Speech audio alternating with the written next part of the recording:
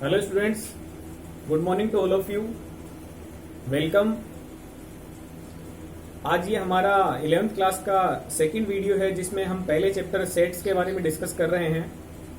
आपने previous video में sets की रिप्रेजेंटेशन का एक मेथड देख लिया था कि सेट्स को यदि रिप्रेजेंट करना है तो हम रोस्टर फॉर्म में या फिर टेबुलर फॉर्म में कैसे उसको रिप्रेजेंट कर सकते हैं। आज हम डिस्कस करेंगे आपके सेट की रिप्रेजेंटेशन का second method, that is set builder form. Okay, तो चैनल पर बने रहें। सब्सक्राइब यदि आपने नहीं किया तो सब्सक्राइब कर लें, क्योंकि आगे आने वाले वीडियोस में आपको फुल सिलेबस, हर एक क्वेश्चन, हर एक एक्सरसाइज का मिल जाएगा। ओके, तो अब हम चलते हैं आपके सेट बिल्डर फॉर्म पे। सेकंड मेथड है आपका method of representing the set.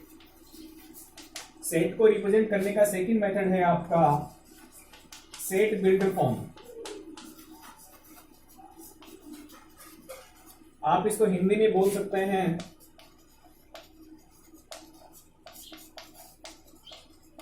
समुच्चय निर्माण रूप। जैसा आपको इसके नाम में ही मिल रहा है कि सेट बिल्डर फॉर्म वो फॉर्म होता है जिसमें हम सेट की वो प्रॉपर्टी डिस्कस करेंगे जिससे उस सेट को बनाया गया है, यानी समुच्चय का निर्माण करने का क्या लॉजिक है, उस लॉजिक को, उस प्रॉपर्टी को हम डिस्क्राइब करेंगे। वो फॉर्म होता है सेट बिल्डर फॉर्म। ओके, जैसे सपोज मैंने आपका सेट लिया था V4 सेट ऑफ वोवेल्स, तो आपने इसको रिप्रेजेंट किया था AEIOU से। जब सेट के एलिमेंट्स को कोमा से अलग करते हुए हम कर्ली ब्रैकेट्स में लिखते हैं तो वो जो सेट की रिप्रेजेंटेशन का फॉर्म होता है उसको हम बोलते हैं रोस्टर फॉर्म। या इसका नाम रोस्टर फॉर्म होता है या फिर इसका नाम टेबुलर फॉर्म होता है। ओके, इसको हिंदी में सारणिक रूप में भी बोल सकते हैं।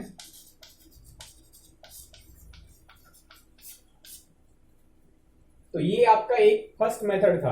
अब हम सेकंड मेथड डिस्कस करने जा रहे हैं कि इसी सेट को हम समुच्चय निर्माण रूप में कैसे निरूपित कर सकते हैं। तो हम सेट को उसी नाम से इंगित करेंगे, लेकिन आपको करना क्या वो देखो। हमें एलिमेंट्स को या इनके जो ऑब्जेक्ट्स हैं, जो मेंबर्स हैं, उनको कोमा से अलग करके नहीं दिखाना है।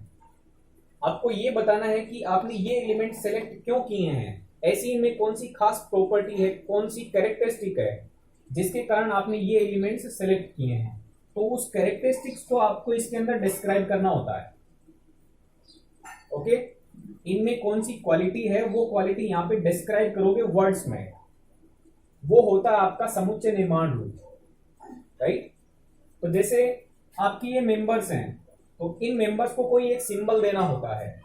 सपोज इन सभी के लिए मैं सिंबल लेता हूं X।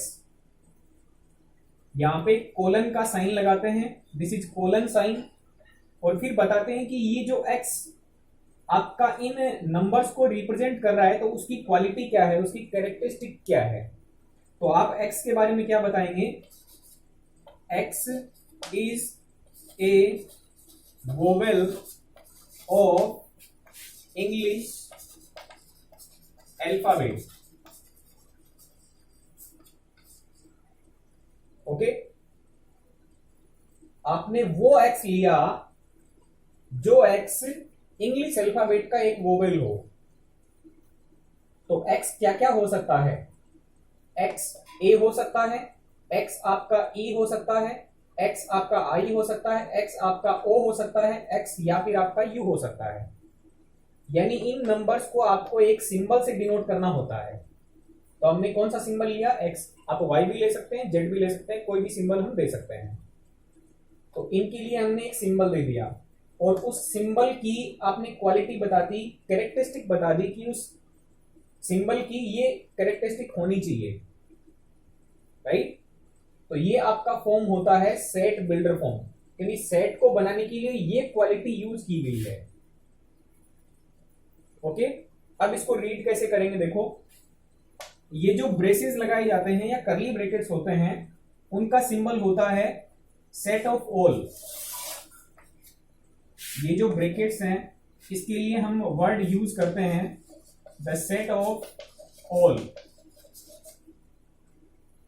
ओके, उसके बाद में रीड करेंगे एक्स को, एक्स के बाद में रीड करेंगे इस कोलन को। इस कोलन का मीनिंग होता है सच दैट। अब इसको रीड करने का पूरा तरीका देखें। Set V is equal to the set of all x such that x is a vowel of English alphabet. Okay, तो ये जो सेट था वो आपका रोस्टर फॉर्म में था और इसको हमने सेट बिल्डर फॉर्म में रिप्रेजेंट कर दिया इस तरीके से। ओके, नेक्स्ट इसका एग्जांपल देखते हैं।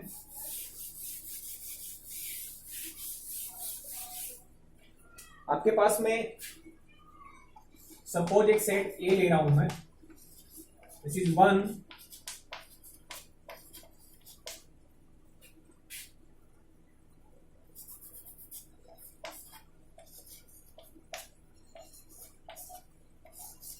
सपोज ये आपके पास में सेट ए है। इस सेट के जो एलिमेंट्स हैं वो एलिमेंट्स आपकी कौन सी प्रॉपर्टी रखते हैं? इस सेट को हम कौन से फॉर्म में बोलेंगे? रोस्टर फॉर्म में बोलेंगे। अब इसको आपको सेट बिल्डर फॉर्म में लिखना है। तो सेट बिल्डर फॉर्म में हम वो प्रॉपर्टी बताएंगे जिस प्रॉपर्टी के कारण ये एलिमेंट्स लिए गए हैं। तो आपका तरीका वही है, set of all x such that x is equal to n square, where n is a natural number and n lies between 1 to 6। ध्यान से इसको रीड करें स्टूडेंट्स। ये मेंबर्स हैं, उनकी क्वालिटी क्या है? 1 का स्क्वायर करोगे तो 1 मिलेगा, 2 का स्क्वायर करोगे तो 4 मिल जाएगा, 3 का स्क्वायर करोगे तो 9 मिलेगा, 4 का स्क्वायर करने से 16 मिलेगा, 5 स्क्वायर करने से 25, 6 स्क्वायर करने से 36। तो जो मेंबर है वो मेंबर किसी नेचुरल नंबर का स्क्वायर लग रहा है। जो मेंबर आपने सेलेक्ट किया, जैसे मान लो x को मैं सेलेक्ट कर लेता हूं 1, तो 1 आपका किसका स्क्वायर है? 1 का स्क्वायर है। यदि मैं x की वैल्यू 4 लेता हूं तो 4 किसका स्क्वायर है? 2 का स्क्वायर है। फिर मैं यदि 9 लेता हूं तो 9 किसका स्क्वायर है? 3 का स्क्वायर है। 16 4 का स्क्वायर हो गया, 25 5 का स्क्वायर हो गया, 36 6 का स्क्वायर हो गया। तो किसका स्क्वायर होने वाला है? 1 का स्क्वायर हुआ, 2 का हुआ, 3 का, 4 का, 5 का, 6 का। देखें, ये 1 स्क्वायर, ये 2 स्क्वायर, ये 3 स्क्वायर, ये 4 स्क्वायर, ये 5 स्क्वायर, ये 6 स्क्वायर।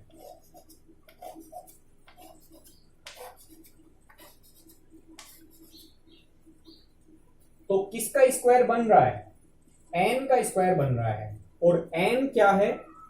n एक नेचुरल नंबर है। देखें 1 2 3 4 5 6 ये क्या है आपके? ये नेचुरल नंबर है। और नेचुरल नंबर आपका कहां से लेके कहां तक लिया गया है? 1 से लेके 6 तक लिया गया है, राइट?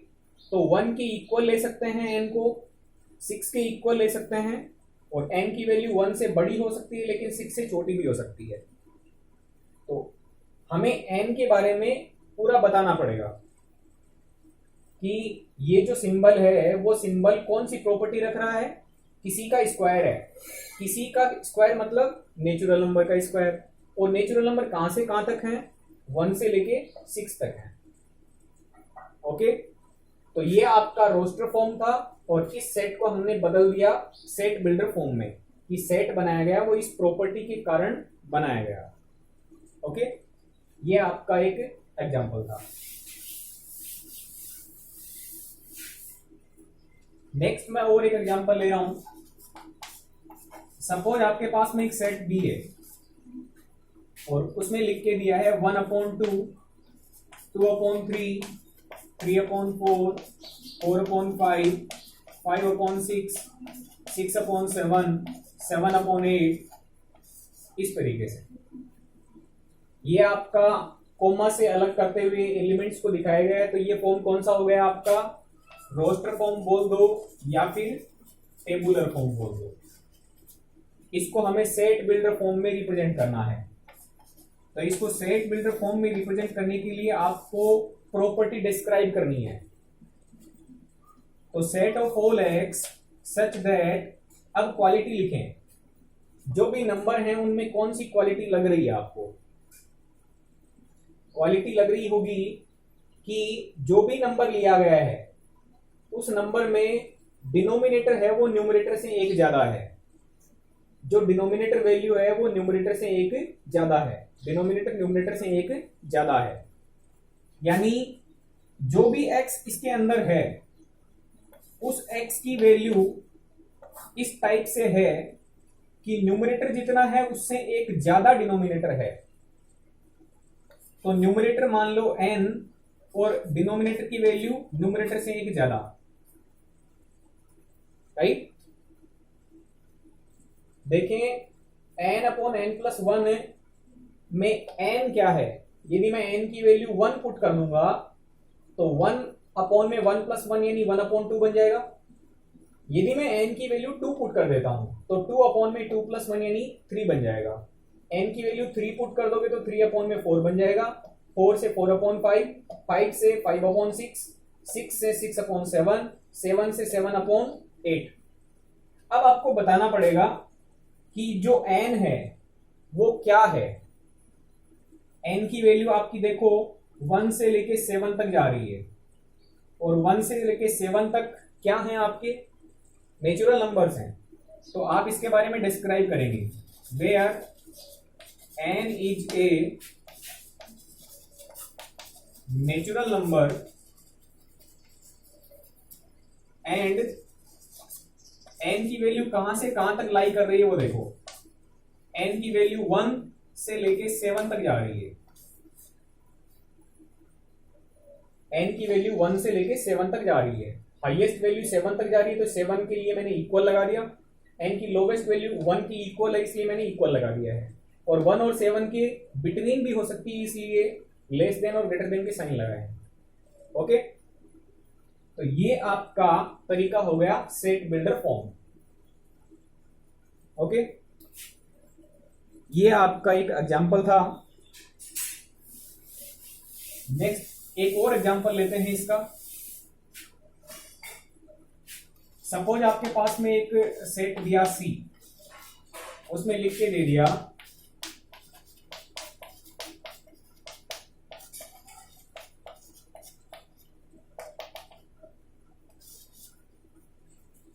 देखिए स्टूडेंट्स, ये जो सेट बना के दिया है इसके अंदर लास्ट में डॉट डॉट डॉट लगाए हैं।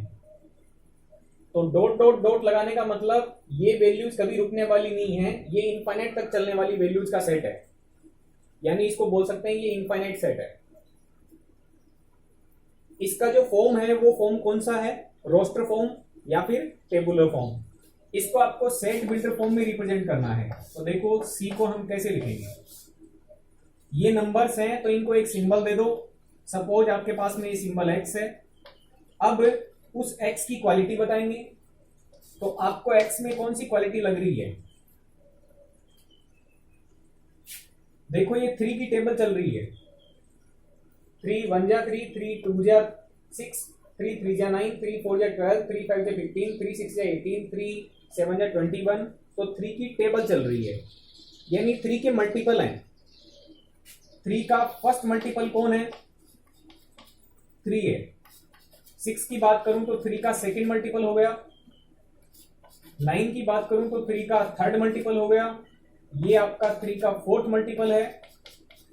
यानी ये जो नंबर मिल रहे हैं वो 3 के मल्टीपल्स हैं, यानी 3 के मल्टीप्लाई से बन रहे हैं।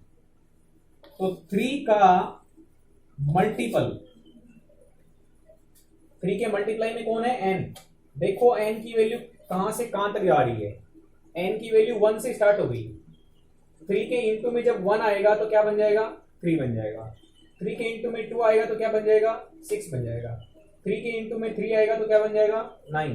3 के इंटू में 4 आएगा तो बन जाएगा 12। तो जो आपका ये जो नंबर्स हैं वो नंबर 3 के मल्टीपल्स हैं। अब n के बारे में डिस्क्रिप्शन देना है कि n क्या है, तो आप बताएंगे where n is a natural number. देखिए पूरा डिस्क्रिप्शन मिल गया क्या, ऑब्वियसली मिल गया है, क्योंकि नेचुरल नंबर की जो लिमिट है वो इनफाइनाइट लिमिट है। n की वैल्यू आपकी 1 से स्टार्ट हुई, 1 2 3 4 5 6 7, आगे डॉट डॉट डॉट लगाया हुआ, इसका मतलब नेचुरल नंबर और आगे बढ़ेगा, 3 इंटू 8 आएगा, 3 इंटू 9 आएगा, तो इस तरीके से वैल्यू बढ़ती जा रही है। तो n की कोई लिमिट नहीं है यहाँ पे, n के लिए कोई दूसरा कांस्टेंट नहीं होगा। ओके, तो ये आपका क्या बन जाएगा, सेट का representation in set builder form. Okay, तो इस तरीके से आपके सेट को रिप्रेजेंट करने के हमने 2 तरीके पढ़ लिए हैं। अब हम चलेंगे आपकी एक्सरसाइज पे।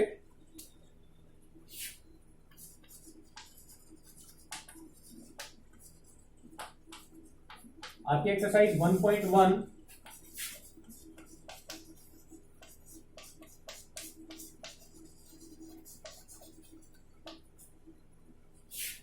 इसका फर्स्ट क्वेश्चन है, देखें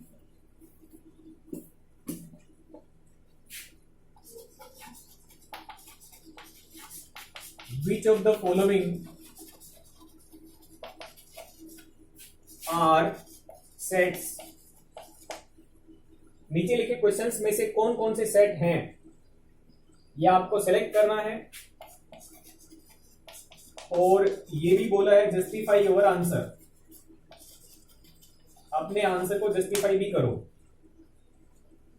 तो देखिए इसमें कौन कौन से क्वेश्चंस हैं। फर्स्ट क्वेश्चन ले रहा हूं,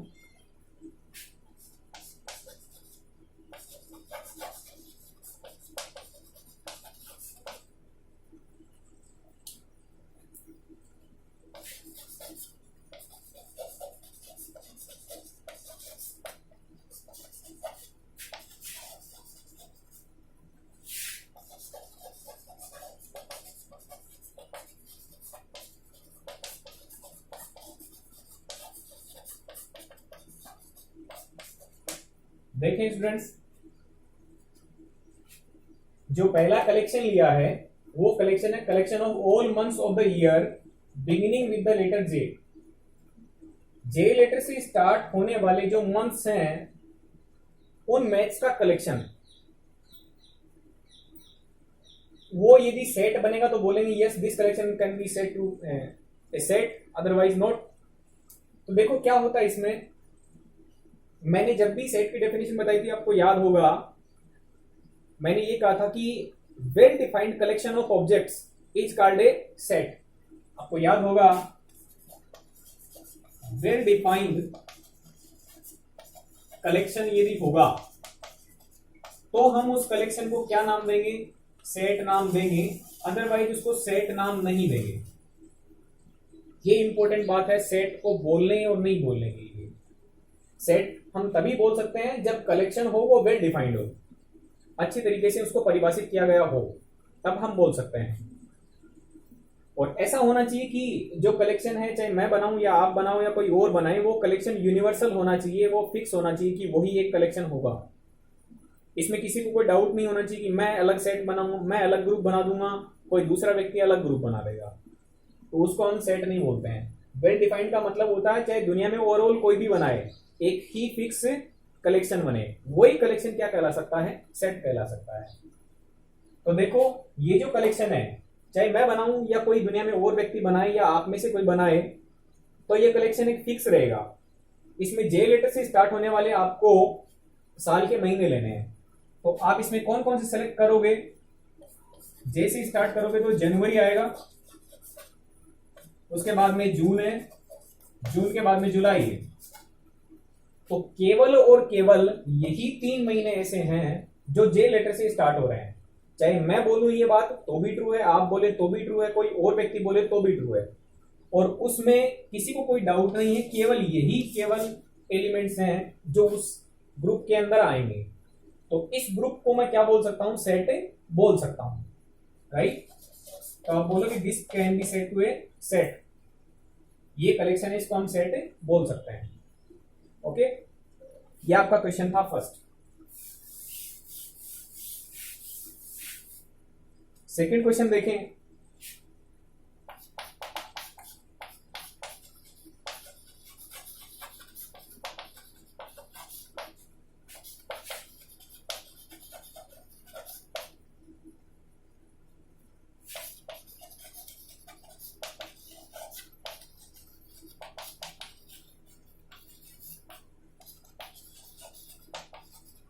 एक कलेक्शन बना के दिया, देखो ये कलेक्शन है आपका 10 most talented writers of India. India के 10 मोस्ट टैलेंटेड राइटर्स का कलेक्शन।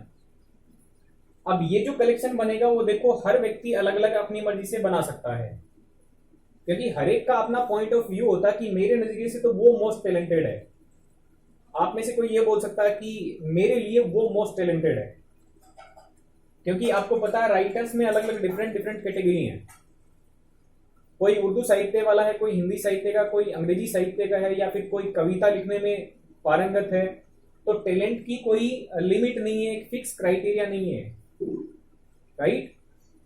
तो जब भी इस टाइप का वर्ड आए सुपरलेटिव डिग्री वाला, ये मोस्ट हो, बेस्ट हो, वर्स्ट हो, इस तरीके से जो वर्ड जब भी आएंगे तो वो कंफ्यूजन पैदा करेंगे और हर व्यक्ति अपना एक अलग कलेक्शन बना के बैठ जाएगा।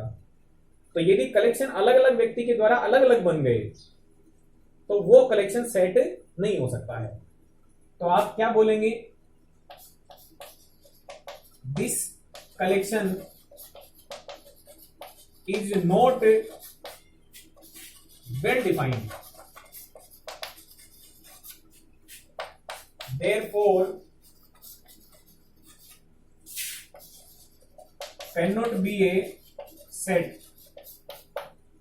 ये जो कलेक्शन है वो वेल डिफाइंड नहीं है, इसलिए हम इसको सेट नहीं बोल सकते हैं। ओके, नेक्स्ट क्वेश्चन पे चलते हैं। थर्ड क्वेश्चन भी ऐसा ही है।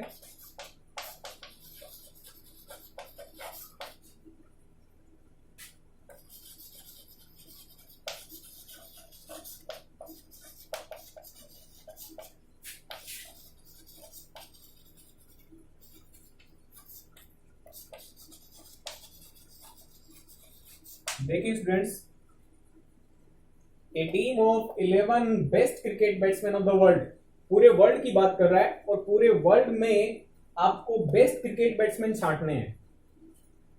तो ये जो कलेक्शन होगा, ये जो ग्रुपिंग होगी, वो हर व्यक्ति के द्वारा अलग अलग हो सकती है। किसी के पॉइंट ऑफ व्यू से हमारे इंडिया के जो होते हैं वो हो सकते हैं, या फिर ऑस्ट्रेलिया, वेस्ट इंडीज या न्यूजीलैंड, इंग्लैंड, इस टाइप के अलग अलग कंट्री के अलग अलग बैट्समैन का कलेक्शन हर व्यक्ति अलग अलग बना सकता है, क्योंकि किसी के पॉइंट ऑफ व्यू में कोई बेस्ट है, किसी के पॉइंट ऑफ व्यू में कोई और दूसरा बैट्समैन बेस्ट है।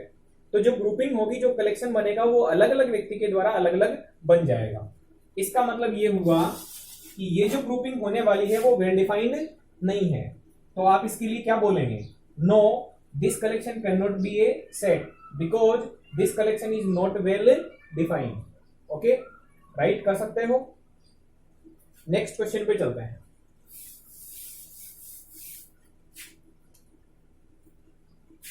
फोर्थ है आपका the collection of all boys of your class. आप देखें, ये जो कलेक्शन बनने वाला है, ये कलेक्शन वेल डिफाइंड है, क्योंकि आपकी क्लास की जो स्टूडेंट्स हैं वो फिक्स हैं। तो कोई भी बच्चा यदि ग्रुपिंग करेगा तो उसमें एक फिक्स नंबर के जो बॉयज हैं वही आने वाले हैं। चाहे कोई क्लास टीचर आए या कोई दूसरी स्कूल का टीचर आए या दूसरे गांव का कोई व्यक्ति आए या आप में से कोई ग्रुप बनाए, तो सारे जो ग्रुप बनेंगे उन सभी ग्रुप में जो बॉयज हैं वो फिक्स रहेंगे, वही बॉयज आएंगे सभी ग्रुप्स में। तो ये ग्रुप कोई चेंज थोड़ी हो रहा है कि मैं बनाऊं तो ग्रुप अलग बन रहा है, कोई दूसरा व्यक्ति बनाए तो ग्रुप अलग बन रहा है, आप में से कोई बनाओ तो दूसरा बन रहा है, ऐसा नहीं होगा। ये जो आपकी क्लास के बॉयज हैं, ये जो कलेक्शन बनने वाला वो हर व्यक्ति के द्वारा एक ही बनेगा, सेम ही बनेगा। तो इसका मतलब ये कलेक्शन वेल डिफाइंड है। तो आप क्या बोलेंगे? Yes, this collection can B a set because this is well defined collection. Okay,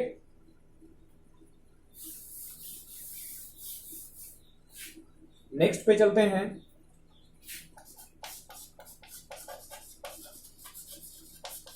the collection of all natural numbers less than 100। देखिए स्टूडेंट्स, किसकी कलेक्शन की बात कर रहा है? नेचुरल नंबर्स के कलेक्शन की बात कर रहा है, और नेचुरल नंबर्स 100 से लेस होने चाहिए। तो आप जानते हो 100 से लेस यदि मेरे को नेचुरल नंबर्स लेने हैं तो उसमें 1 को रखूंगा मैं। 1 एक नेचुरल नंबर है, 100 से लेस है। 1 2 3 4 5 6 7 अप टू 99। अब ये ग्रुपिंग मैंने बनाई, all natural numbers which are less than 100। 100 से जो कम है उन नेचुरल नंबर्स की मैं ग्रुपिंग करता हूं। तो मेरे पास में ये ग्रुप बना। यदि आप ग्रुप बनाओगे तो भी ग्रुप यही बनेगा, कोई दूसरा व्यक्ति बनाएगा तो भी यही ग्रुप बनेगा। तो इसका मतलब ये ग्रुप फिक्स है, चाहे कोई भी बनाए। और ये फिक्स क्यों है? क्योंकि ये वेल डिफाइंड है। यदि इसको ठीक तरीके से डिफाइन नहीं किया होता तो ये ग्रुपिंग नहीं हो सकती थी सेम। तो ये जो कलेक्शन है वो वेल डिफाइंड है, इसलिए हम क्या बोलेंगे? This collection can B a set because this collection is a well defined collection, right. इस तरीके से ये आपके एग्जाम्पल होते हैं। वैरायटी ऑफ एग्जाम्पल्स आपको मिल सकते हैं, कहीं से भी आप सेलेक्ट कर सकते हो। आपको 6 क्वेश्चन इसमें बना के दिया है। ए कलेक्शन ऑफ नॉवेल्स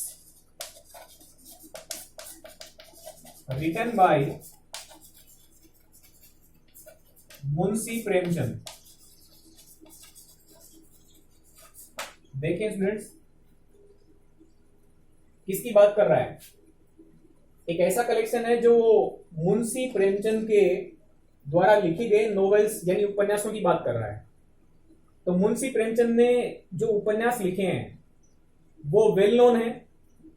तो चाहे मैं ग्रुपिंग करूं या आप ग्रुपिंग करो, केवल उस ग्रुप के अंदर जो फिक्स हैं वही आएंगे। ये तो नहीं होगा कि मैं ग्रुप अलग बनाऊं या आप में से कोई और बनाए। ये हो सकता है कि आपकी नॉलेज में नहीं हो, लेकिन उसके द्वारा लिखे हुए उपन्यास हैं वो तो फिक्स ही हैं। तो उनकी जानकारी है वो हम कहीं से भी ले सकते हैं और उनकी ग्रुपिंग कर सकते हैं। तो ग्रुपिंग चाहे कोई भी व्यक्ति बनाए, वो जो ग्रुप बनने वाला वो एक फिक्स रहेगा कि मुंशी प्रेमचंद के द्वारा केवल ये इतने से ही उपन्यास लिखे गए हैं, राइट। तो ये ग्रुपिंग एक वेल डिफाइंड ग्रुपिंग है, ये कलेक्शन एक वेल डिफाइंड कलेक्शन है, इसलिए हम इस कलेक्शन को क्या बोल सकते हैं? सेट बोल सकते हैं। ओके, नेक्स्ट आपका क्वेश्चन है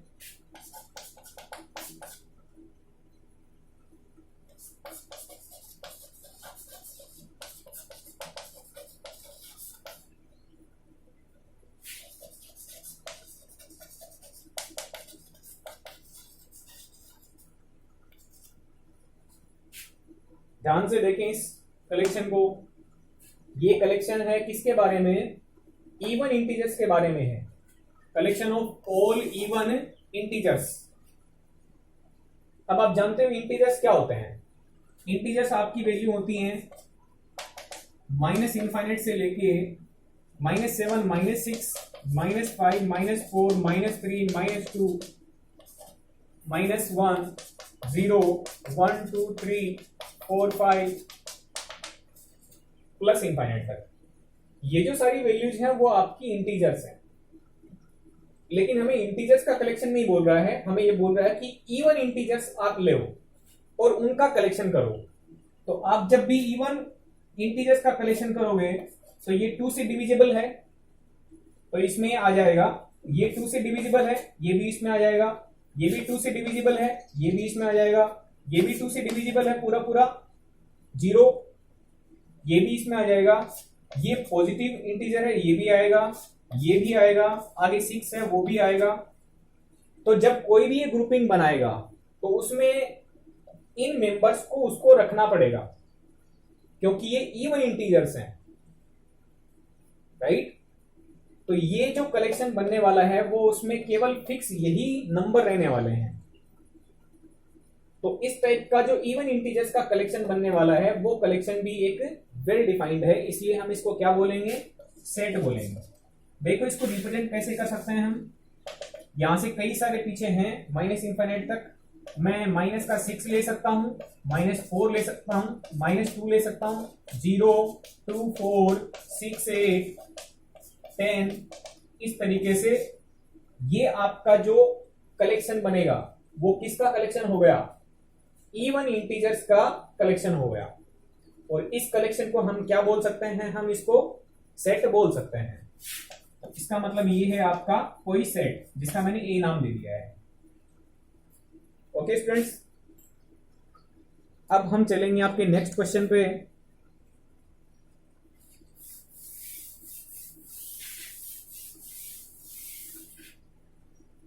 आपका 8 क्वेश्चन है इसके अंदर।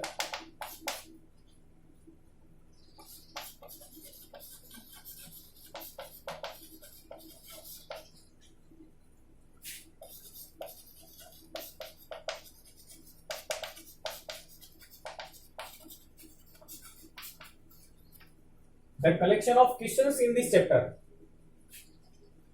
ये इस एक्सरसाइज की बात कर रहा है और उस एक्सरसाइज सॉरी इस चैप्टर की बात कर रहा हूं। चैप्टर में क्वेश्चंस हैं वो एक लिमिटेड हैं, राइट। तो चैप्टर में यदि क्वेश्चंस की बात करूंगा तो मैं आसानी से उसकी ग्रुपिंग बना सकता हूं। ये क्वेश्चन इसके अंदर है, ये भी है, ये भी है, ये भी है, ये भी है, तो एक फिक्स नंबर बनेगा। चाहे मैं इन क्वेश्चंस को गिन के रखूं यहाँ पे, या आप में से कोई इनको गिन के यहाँ पे रखे, या कोई और व्यक्ति करे, तो ये ग्रुपिंग एक फिक्स बनने वाली है। ये डिफरेंट व्यक्ति के द्वारा डिफरेंट नहीं बनेगी। तो इसका मतलब ये कलेक्शन बनेगा वो एक वेल डिफाइंड कलेक्शन है, तो मैं इसको सेट बोल सकता हूं। Yes, this collection can B a set. Okay students, first question का आपका लास्ट पार्ट है 9th। ऐसे कलेक्शन की बात कर रहा, देखें, ए कलेक्शन ऑफ मोस्ट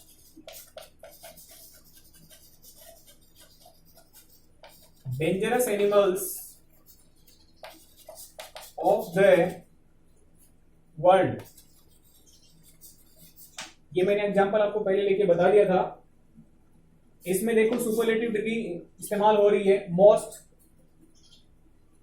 तो आप आसानी से इसका अंदाजा लगा सकते हैं कि ये सेट ये कलेक्शन एक वेल डिफाइंड कलेक्शन नहीं है, क्योंकि डेंजरस एनिमल्स हर किसी व्यक्ति के पॉइंट ऑफ व्यू से अलग अलग हो सकते हैं, राइट। कोई किसी शेर को सबसे मोस्ट डेंजरस मानता हो, सबसे ज्यादा डेंजरस मानता हो, कोई चीते को मान सकता है, कोई पेंथर को मान सकता है।